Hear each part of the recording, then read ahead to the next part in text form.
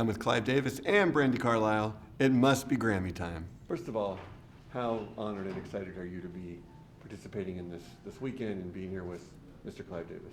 I am completely honored. It's unprecedented. I can't believe I'm getting to sit next to this great man and this long-time supporter of music and women's music particularly. It's truly an honor. Mm-hmm. If anyone knows talent, you do. How special is Brandi of an artist? She's having an amazing year, obviously. Talk about how wonderful she is and how great it is to have her as part of Talk your about how wonderful I am. to have her as part of your evening. You know, we've just seen, do we have that copy of Variety? Where is that? I mean, I think this is so special. Right. Not only that, but, you know, what she's wearing, you know, paying homage and honor to Patti Smith, so that we have never met before today. Nice. So it was only from her music. I was aware certainly of her album, which is so special, her 6 nominations, so that in looking as to someone who might share press day, we reached out and she was gracious enough to accept. But she's articulate, she's in the best tradition as far as music is concerned, you know, and what has impacted her, what has affected her. And as we've gotten to speak together and thinking, will Joni Mitchell come Saturday night to the pre-Grammy gala? And of course she has come before as we celebrate music. I do believe Joni will come. And Brandi was saying how probably more than anyone else, Joni changed and affected her life. Yeah, Joni's really, really changed my life. Yeah, it doesn't get much better than Joni. But your trajectory, you're following a similar path. You've been doing this a long time and have acclaim and awards and things like that before. What has this year meant to you, though? You've reached another level with this album, with these nominations. Does it feel different this year for you? Yeah, it feels different this year, and it feels especially impactful that it's on this record. I'm proud of my work and my past records, but I do believe that there was something about this one that said as much about American culture and its ability to receive this message right now as it does about the actual music. And for that reason, it feels profoundly impactful in my own life. I get to get up and sing these songs every night and mean it. And for that reason, I'm happy that this moment's happening right now with this album and not one of my other ones. The audiences and the Academy have embraced this music. Must be a special feeling. It really is a special feeling. Yeah. What are your hopes and dreams for Sunday come Grammy Day? Well, we talked about this. It sounds cliche to say it, but it's such an incredible honor to be nominated. I don't know if I'll win anything. I'm not even sure I know what that means. I know that night I will go home and change diapers and still be a mom to my little girls and still have a record that I can stand behind. And the gala Saturday night, you've been doing this a long time. How special an evening is it for you every year? And how much it's you enjoy special the process? every year. It's unique every year, and I think because it is what makes Nancy Pelosi fly in from D.C. every year to come, and she'll be there Saturday night. And we've attracted a diverse crowd that share one common link, and that is the love of music.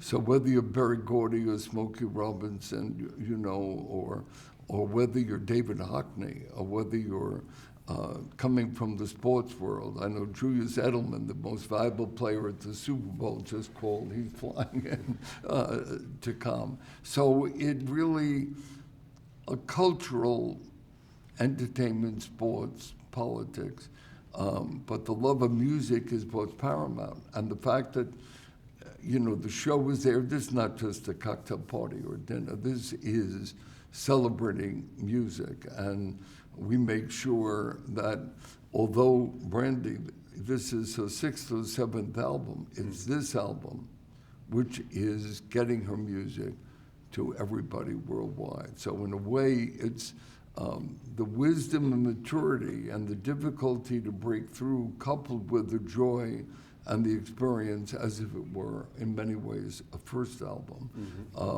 And so I think it's I look at it as a responsibility, to showcase the new as well as the established. I'll never forget one year looking out there and seeing Taylor Swift and Miley Cyrus and saying, enjoy your success, and it's spectacular, but I'm now going to introduce, no impact, no relevancy to the Grammys. I'm now going to introduce an artist that very few in the audience have seen because he doesn't appear much in person. But pay attention to why he's a master.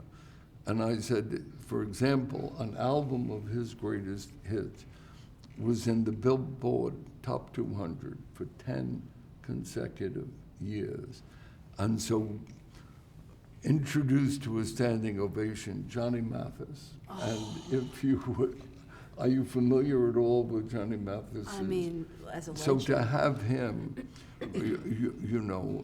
come there and to watch Taylor's face or Puffy's face or Alicia's face, because they had never seen him before, due chances are, or it's not for me to say. So yes, Saturday night there'll be the new artist to introduce, and that will be thrilling and special from all walks, hip hop, as well as Americana.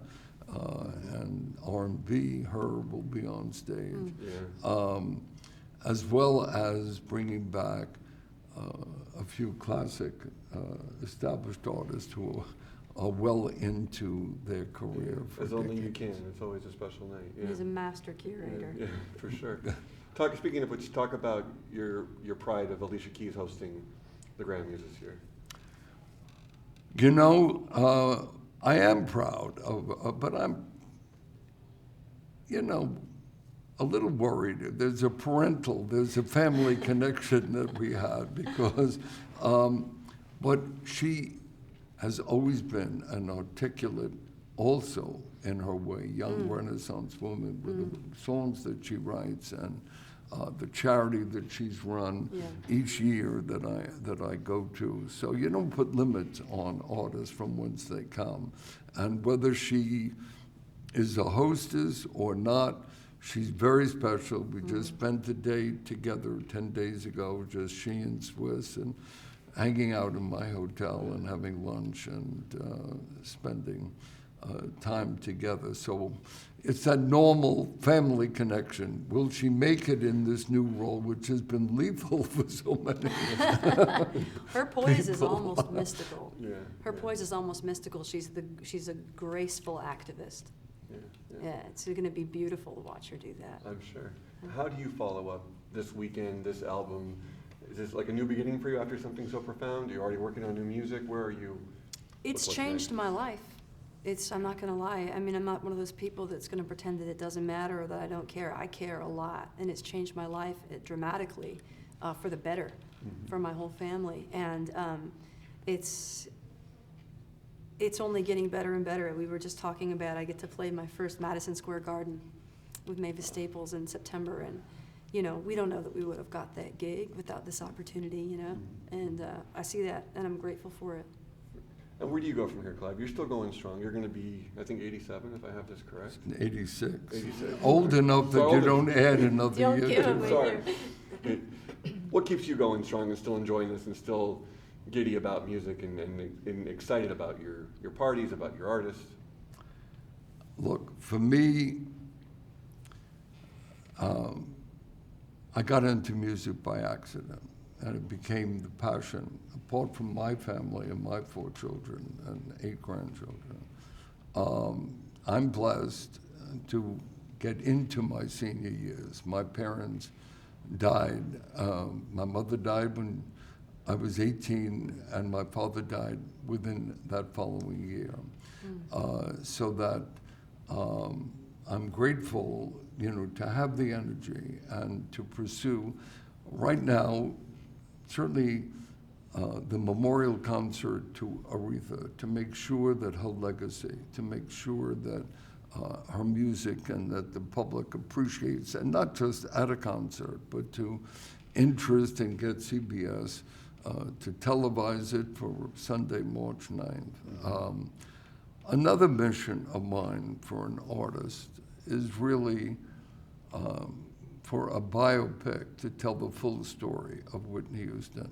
The two documentaries that have come out have been narrow and weak. It's not that I want to sugarcoat it. It's not that I don't want the lesson of the lethal addiction, which she could not beat.